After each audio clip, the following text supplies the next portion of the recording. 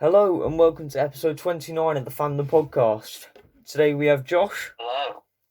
and no other guests. Hello. Well, we don't have any guests anyway. Josh isn't a guest. He's obviously the co-owner. I'm not too cool to be a guest. I think we were both in a massive rush, so we didn't even find anyone to be a guest. Didn't even ask anybody. Yeah, I think we were all a bit tired after this weekend, and Yeah, we've both been quite busy. yeah, definitely. Let's see. We've got a fair bit to talk about this week, I'd say. Obviously. Yeah. Obviously some good stuff as well. How have you been then? Been alright, thanks. Spent the weekend down in London, so it's been decent. How have you been? I'm good. Today I ordered myself a new Funko Pop. Shocker. Yeah, of course. But you can't really pass up on Marty McFly holding the hoverboard, plus with the T-shirt as well. Can't really pass up on that kind of thing.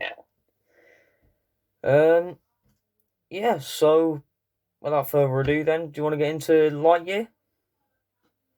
Yeah, of course. All right, then I'll let you start off with this one. You're the Pixar guy. Yeah.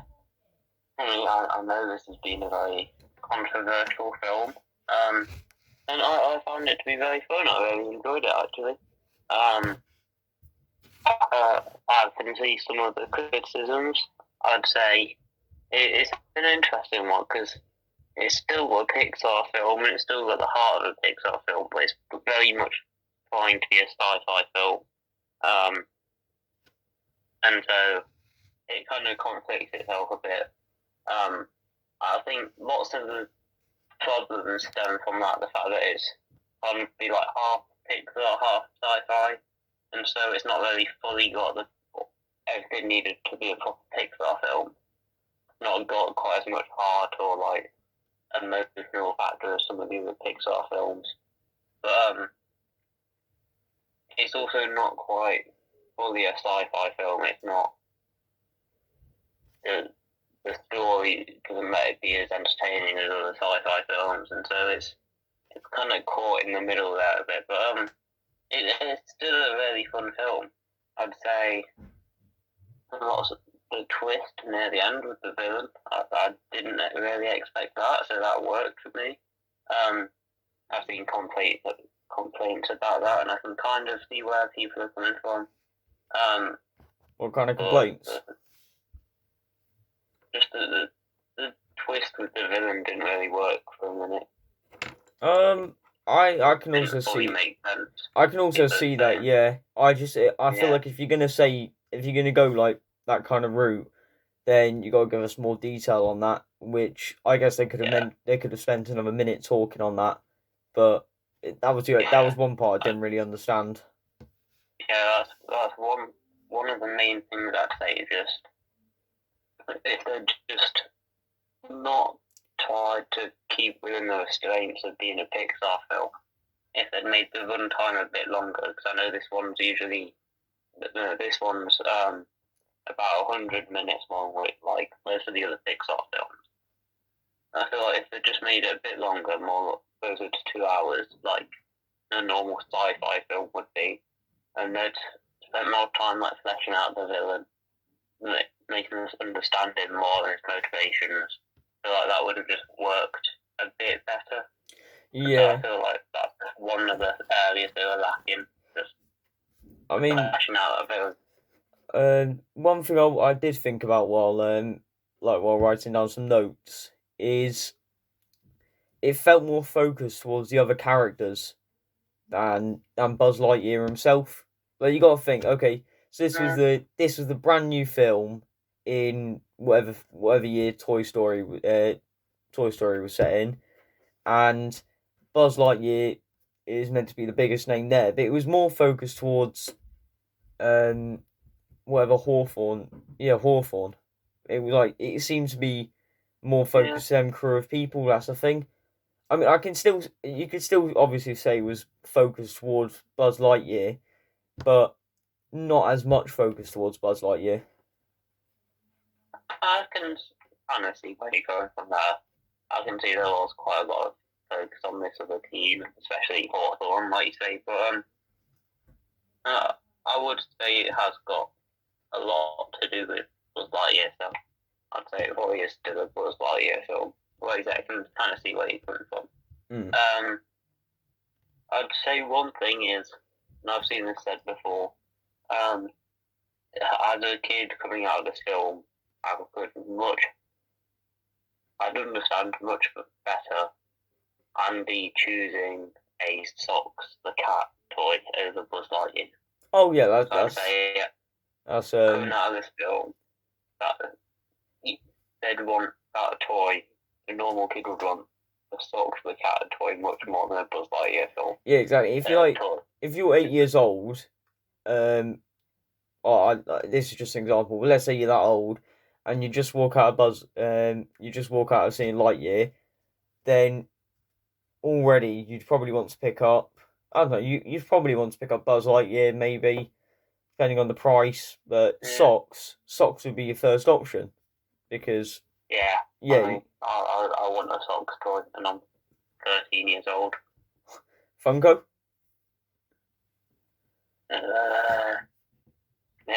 Possibly. It's one route, I guess. Like an interactive toy would be cool, honestly. One that talks to you and makes noises. They'll probably do something like that down the line. I mean, even if they already have one, I don't know. I'm pretty sure they've already made one, to be fair. Well, marketing opportunities. Yeah. See, yeah, it had some cool scenes, this film. It was nothing absolutely amazing. Like, it wasn't gonna be the next big Pixar film everyone's gonna say was brilliant. But it was just solid. That was the thing. It worked at the end of the day. I mean, I think one good scene was like the hologram with Hawthorne about to die. I thought that was quite good. And I think one of the main things I noticed about this whole film was if you stay right till the end, even past like the Disney outro and stuff, there is a small post-credit scene that looks like Zurg is still alive. So my theory is Lightyear 2. We get to Lightyear 2 maybe in like a few years' time, and there could even be some kind of cameo with like Andy taking his kids to go see this, or just someone we recognise actually walking into the cinema before, and then there'll be some kind of the movie will actually go on. Yeah, I could certainly see it being like a post-credit scene on another film of Andy walking out with his kids and then being like, well, that wasn't as good as the first film, or something. Well, that's kind of digging it himself there, isn't it? Yeah, I think you want to say that was absolutely brilliant or something like that. I don't know. Yeah, I think Pixar are quite good at that kind of thing. So I'm sure if they want to do it, they will. Yeah. Although I would say I'm not fully expecting it, because I mean, The Incredibles came out in like 2004-ish, and they teased the second film at the end of that, and then it didn't come out until 2018. Oh, so, you know, it took them like 14 years to make a sequel to that. I mean, you don't know. We'll see. I will say I was expecting a bit more from post-credit scene, if I'm honest. You told me about it, and I was like, okay. I waited right till the end, and then it was literally like 2 seconds. It was too. Yeah. Back on. I mean, even that couldn't even mean much, but we don't really know. Whatever it is, I hope it. I hope something. If they do a Lightyear 2, hopefully they just. I think they improve on the slight mistakes they made of this, and hopefully it goes all right. Yeah, I'd say overall this film it wasn't the best Pixar film, although Pixar have set the bar very high, because I mean, they're a great film company. But it also was definitely not the worst so far we've seen. Like I've heard some people say. Some people say it's the worst Pixar film there is. Some people have, I believe, which I disagree with. There's definitely worse ones. It looks like they haven't watched Brave then. Yeah. But yeah, I think you are right. I think Pixar have set, like, I think this is just a small step down from what Pixar have released recently. Like, yeah. I guess Luca was maybe just a bit better than this. I don't know. What would you say? I mean, About the same. I'm not fully sure, but I know when I added this to our Pixar game, it did rank like very central. I think out of like 26 films, it's ranked 15. So it's about in the middle. Alright, fair enough then. But, yeah, it's definitely not the worst. I think there's nothing else that we really have to say on this, is there? No, I don't think so. Alright then, what's your film rating then? My rating for this is 8 out of 10. Okay. I've gone for a 7 out of 10, which is what I predicted for actually, so not too bad. Fair enough. Yep, so next up, we have the finale of Kenobi. Can I start off with this one? Yeah, sure. I'll already come out and say, if anyone wants to disagree, go ahead, but this is some of the best Star Wars I've ever seen. I think the fact that they go to that planet, like just a random planet out of nowhere, and they have their duel. I was half expecting when Vader puts all the rocks, basically creating a tomb for like, Obi-Wan. I was half expecting him to say like I have the high ground or something like that. That would have been cool, something like that. But I was expecting him to say that. But then I think we got a few flashbacks from Kenobi, like what he's fighting for, and then Kenobi gets up, catches Vader by surprise, and then just whacks all the rocks at him. I just think there's that whole scene was just incredible. I know this whole show was just this whole episode was just absolutely outstanding. And this whole fight between them was brilliant. And then even then we got to see, I think while this was going on, Raver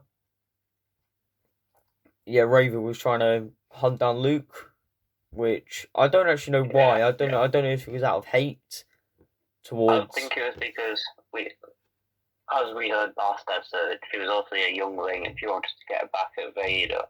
And so she obviously learned then that Luke's Vader's child.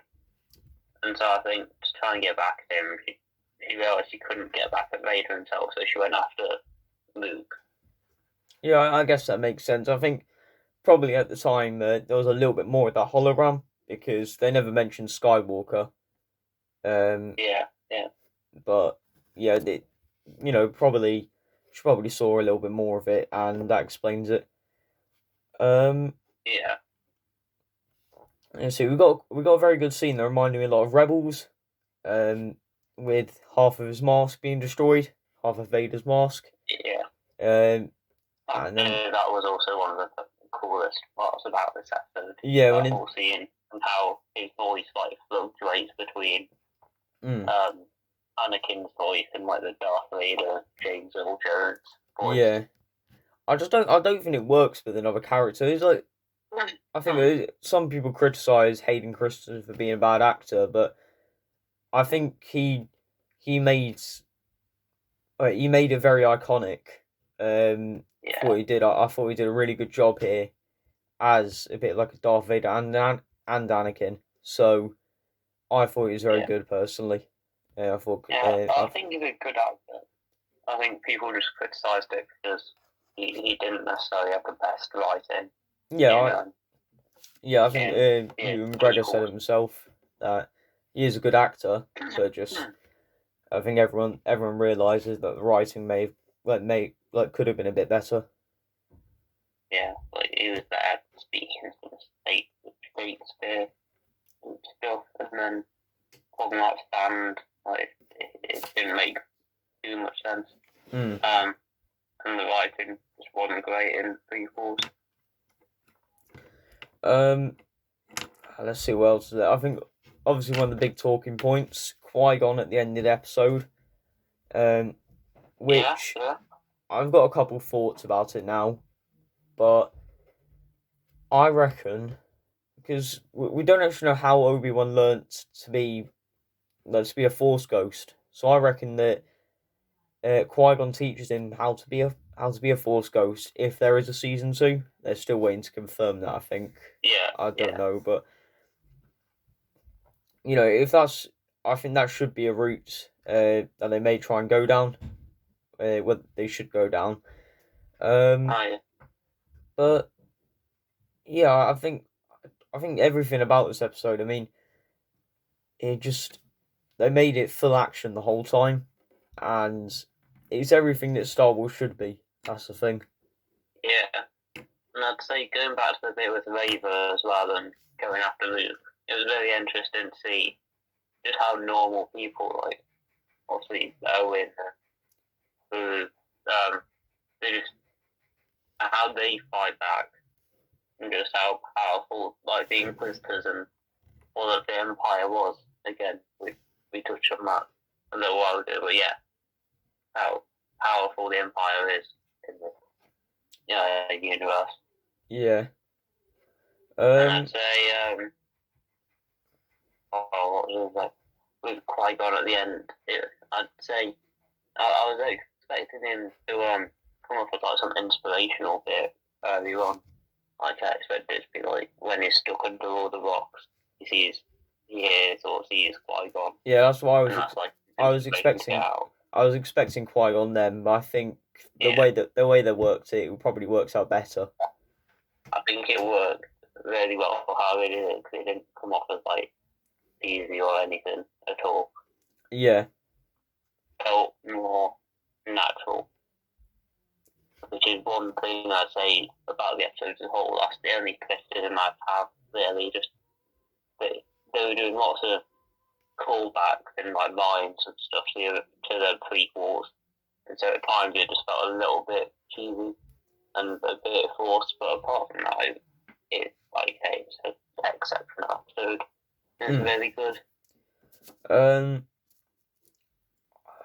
I think one thing I do remember about this episode as well is Obi-Wan talking about Leia's attributes, which I think it was good to see a scene like that.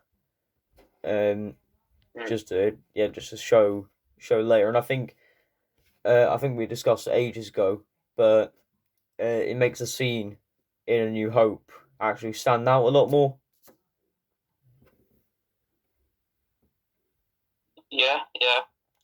Help me, Obi-Wan, you're my only hope. Yeah. Like it sort of makes us understand a bit better the relationships that or the relationship that Leia and everyone had. And how they already knew each other before the original trilogy. And we do get to see Luke in this as well. We do a little bit.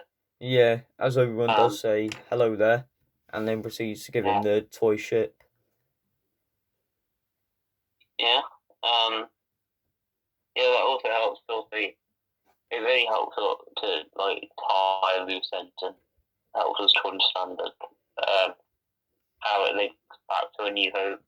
Like you say, he introduces himself to Luke, and that kind of shows how in A New Hope Luke knows of Ben Kenobi, like crazy old Kenobi that lives up in the desert somewhere, you know. And so it really helps just, like I said, set up all these connections they already had at the start of A New Hope. Yeah, definitely. Uh, I don't think there's really much else to say. Is there, or? No, I'm not sure what else there is to say, really. It was just like you say, the fight scene between Kenobi and Vader was really cool. The visuals on that, just the planet we were on, and you get like a wide shot of both of them, and the back, and everything. That was just incredible. Really cool to see, like I said. So, yeah, overall, it was a great episode. Yeah, definitely. So, I think my episode rating for this would be a 10 out of 10. Yeah, okay. I went for a 9.5 out of 10. Okay, fair enough. Alright then. So, what are your thoughts on the whole, like the whole show then? Overall, the show it's not the best show we've had so far. Still, yeah, it's still been really good. It really picked up in the second half, I'd say. Episodes episodes 5 and 6 in particular were really good. And episode 3 was really cool as well, seeing Vader versus Kenobi for the first time in a while. And episode 2. Yeah, the other episodes kind of felt a little bit like filler at times.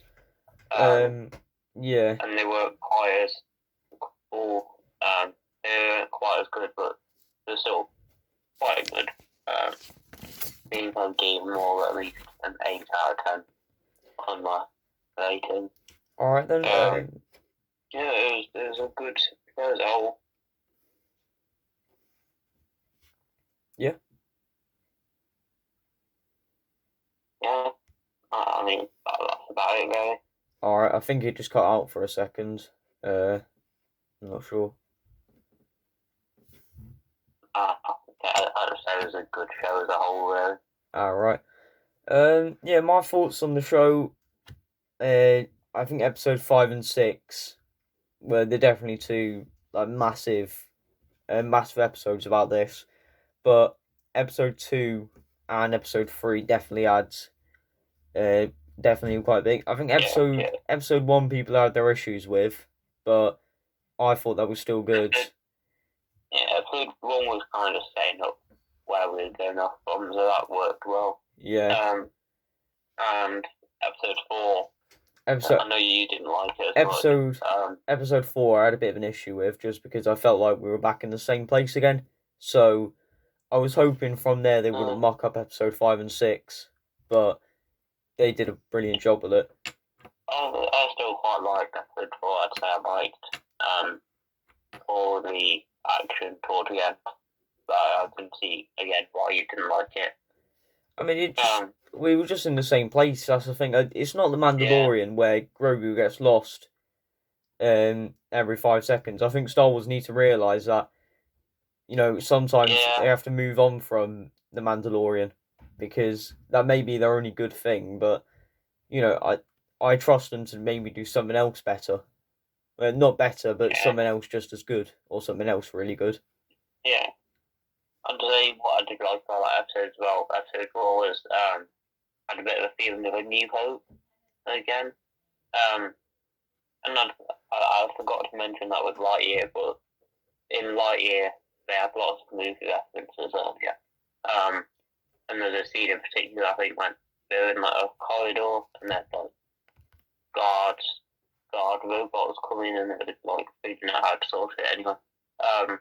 That felt a bit like Star Wars as well. I think the show was. I think the show was very good though. That's the thing. Yeah, the show was good. Yeah, it may get disagreements, but I've given it a 9.5 out of 10. The whole show. Oh, wow. Yeah. I went for an 8.5. I thought you said 8. 8.5. All right. Cool. No, I think the only thing that didn't make it a 10 was there were just a couple writing parts, uh, a couple pieces of writing in episode 4 that just slightly mucks it up a little bit. Yeah, I'd say it got a bit slow at times, and I'd say, like you say, writing at times wasn't the best. But apart from that, it was good. Yeah. So next up, we have Miss Marvel episode 3. Yes. I mean, an interesting episode that very much confused me. Left me a bit confused at the end. What I'd say about this episode was it was still one of the best so far. I'd say it was about level with episode 2. So it's still not the best MCU stuff we've had ever, but it's still getting better. It's still decent.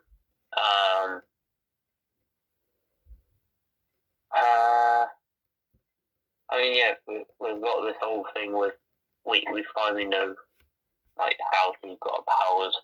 Been getting to know a bit more background about that, and I think that's getting interesting, and more about where she's getting the powers from. And I'm glad they're doing that. I'm glad it's not just she put on some ancient bracelet and now she has CGI powers. Terrible CGI powers. Yeah, the CGI was quite bad again in this episode. But I'm starting to learn to overlook it a bit, I think. I mean, yeah, so it's interesting to hear more about where she got her powers from. We get introduced to the clandestines, or as I was also known as the Jinn, which I think slightly hints towards the fact that at the end of the episode, when they actually turn up, these may be the bad guys of the show. Yeah, I think they will be.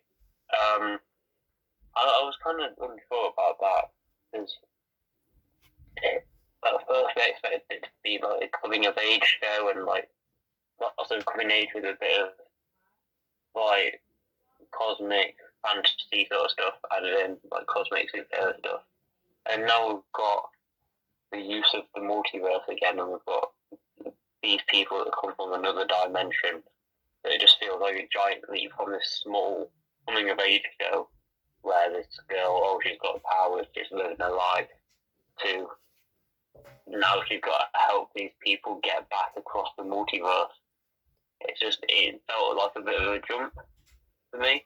I don't think it's a different universe. I think it's just a different dimension. It's kind of the same thing, isn't it? No, universe dimension.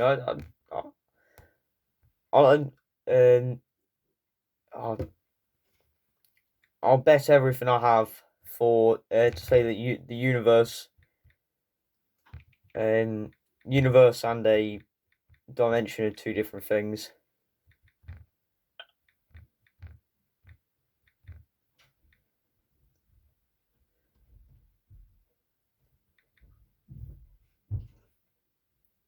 I have no clue, honestly. It's a similar sort of thing, anyway. Right. It felt like quite big. Yeah, a dimension can exist without a universe in it, which is usually presented as a white void. Instead, a universe can be created, and multiple universes can exist in the same dimension. Okay. I mean, by the looks of it, they're different things, so I won't have to get rid of everything I have. But yeah, I don't even know what that's about. Moving on from that. Yeah, it's a similar sort of thing anyway. But yeah, it just felt like a kind of big jump for me. But I mean, I've been willing to put away for now. It makes enough sense.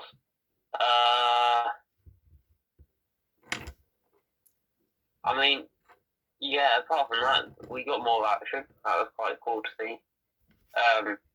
One thing I did like was how they kind of I kind of still linking back to her original, almost stretch ability powers from the comic. He kind of used the powers to like stretch out and punch. I was kind of glad they're still kind of playing on that a little bit. Yeah, I mean, it's a fight scene through this kitchen and everything, so the way that fight scene worked was quite cool to see. I mean, one thing I do have about that fight scene is if it went on for longer, like with the music on in the background, that's exactly what I'm looking for in these kind of shows. But I think if it went on for like maybe another 5 to 10 seconds, I just think it would have been more memorable. But it just felt like another part of the massive fight scene. That's the thing. Yeah, I guess so. You mentioned the music there. I'm happy with the music choices throughout the show. So obviously, had the music part in that fight scene, which was I can't remember what it was, but it was a cool song. It was "Living on a Prayer." I think that's the name of the song. Yeah, it was "Living on a Prayer." Yeah, because before that they had that cool guy up at the wedding called himself Brown Josie. Yeah, that's him. Yeah. But the comedy's also getting better in the show, I've got to say. The comedy was decent at the start, but now it's getting pretty funny. I mean, overall, it was a cool episode. It's have its downsides. It's still kind of a coming of age show. However, we can see it moving off from that direction entirely now. So, I mean, by the looks of things, the show is getting better by each episode. I mean, I think they shocked me, to be honest, because I thought, every single episode is going to be absolutely crap. To be honest, everything's going to be terrible. Yeah. But I think now we might genuinely be getting to some decent last 3 episodes. So I'm looking forward to Wednesday to see what we have.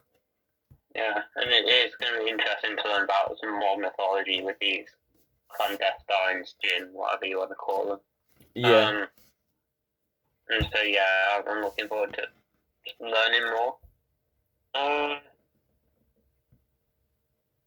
And yeah, in general, it was a decent episode, and the way it's moving, like I say, it's pretty good.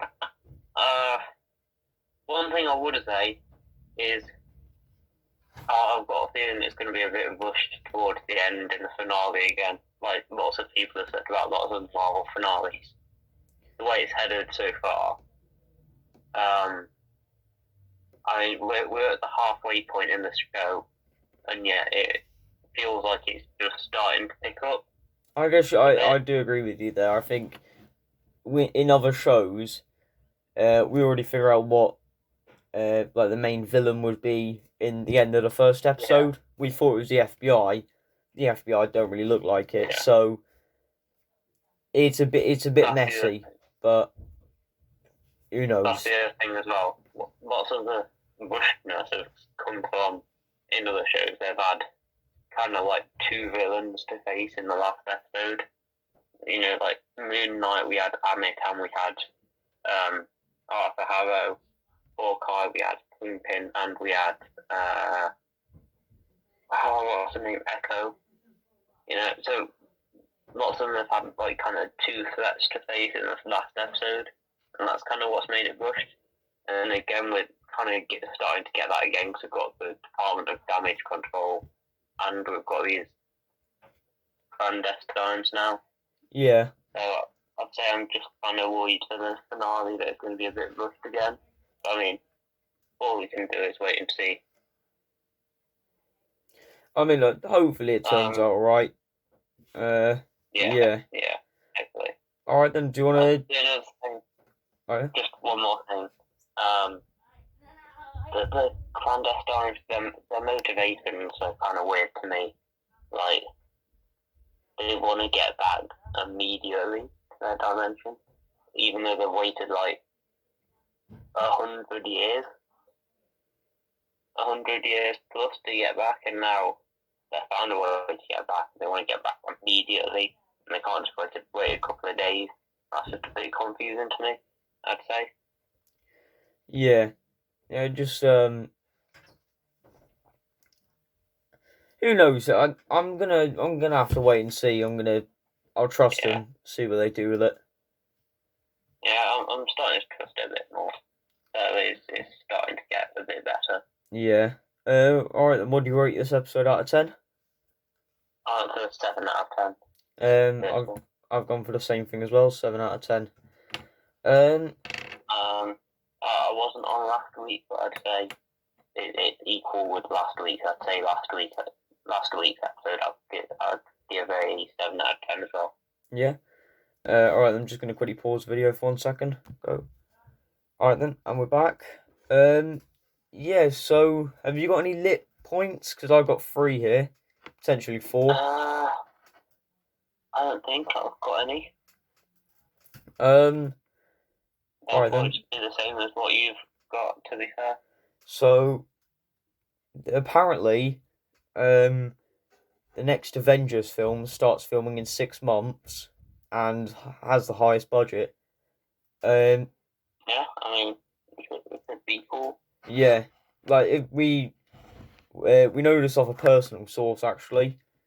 Also the same source, source gave us this here, a free mic. Thank you very much to Fellas Barbers. Yeah. Who gave this to us. I'm still trying to figure out how I'm going to set it up, but thank you for it. Yeah, thank you for that. Yeah, it's definitely going to help. Very much appreciate it. Yeah, we appreciate it. It's going to help us out a lot. But yeah, apparently it's going to set in.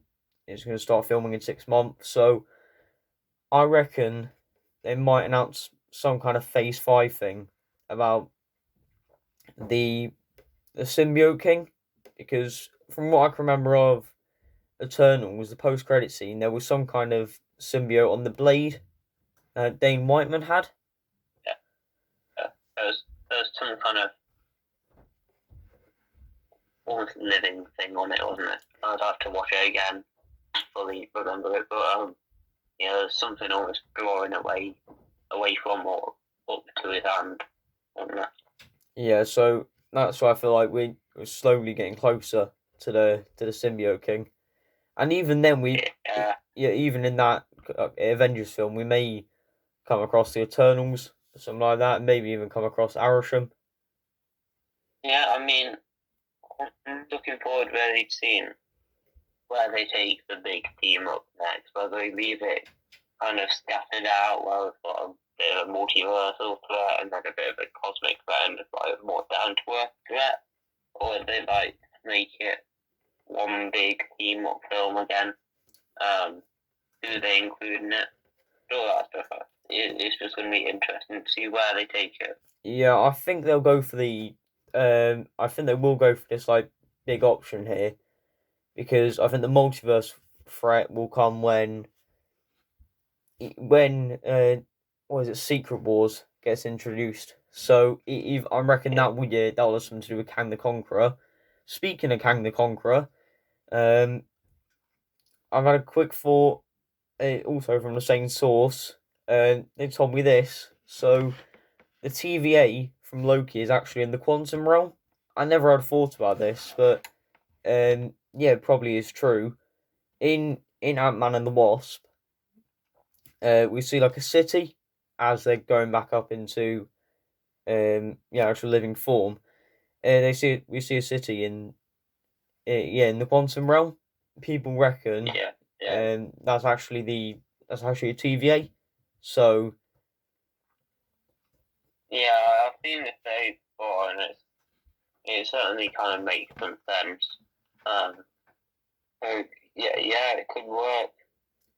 I guess I'll just wait and see really, but Loki season 2 comes out when? Probably next year or the year after. yeah, it will be announced on Disney Plus Day, I reckon. Yeah.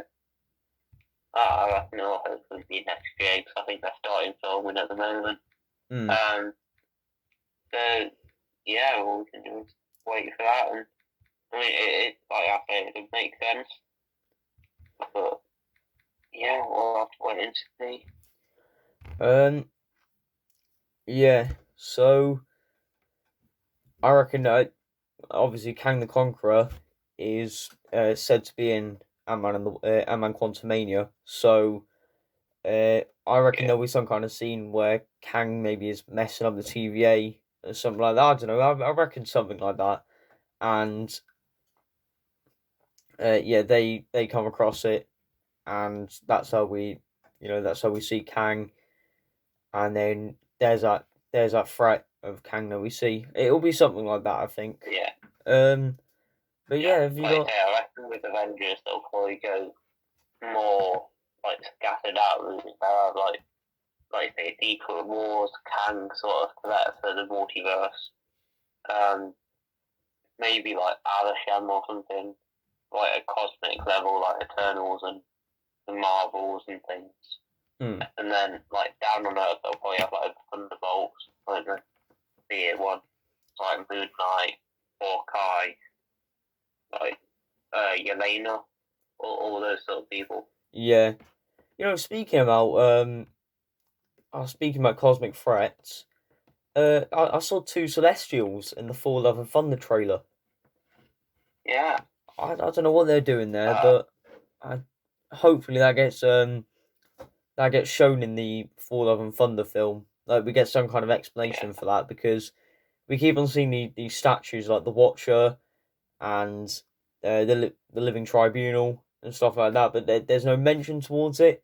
So I feel like in this Yeah. film they've got to start linking towards the Celestials a bit more. So we finally get a bit Yeah. more of an answer. If I'm honest, I reckon they'll probably just use it as like a cool little Easter egg. Um, I mean, I hope they I don't guess go. they can kind of explain it in a way that they're like at the place with all the gods there, and the kind of gods because they literally create planets Yeah, and create like universes, but or galaxies, whatever. I don't fully I'd be can't happy. remember. I'd be But happy with something like that. But if they completely ignore them, I'd just be annoyed with that because I think the Celestial they're really cool. That's the thing. It's really cool to see them. So I'm just yeah, hoping to see any information on them. yeah. I mean, well, we'll see. I think, like you say, they can either go and explain it all, or they might just be used as cool Easter eggs. And it's the same with, like I say, the Watcher, the Tribune, and everything. Hmm. Um. Yeah. So have you But got anything I else? am looking forward to more. Yeah, definitely. We should be getting tickets for that booked up soon. Um. Yeah. So yeah, I think. Have you got anything else to talk about, or is that about it? Uh, Minions Rise of Gru comes Yeah. out this Friday, I mean, and we are all very excited. yeah, I'll just say here. So next week, we're going to be talking about Minions: Rise of Gru, obviously, Miss Marvel episode Yes. 4, and I'm going to give a game review on Lego Star Wars: The Skywalker Saga. Yeah, yeah. We might Um, try and find more stuff along the way. You yeah. never know. So thank you very much for watching, and see you next week. Mhm. Goodbye. Goodbye.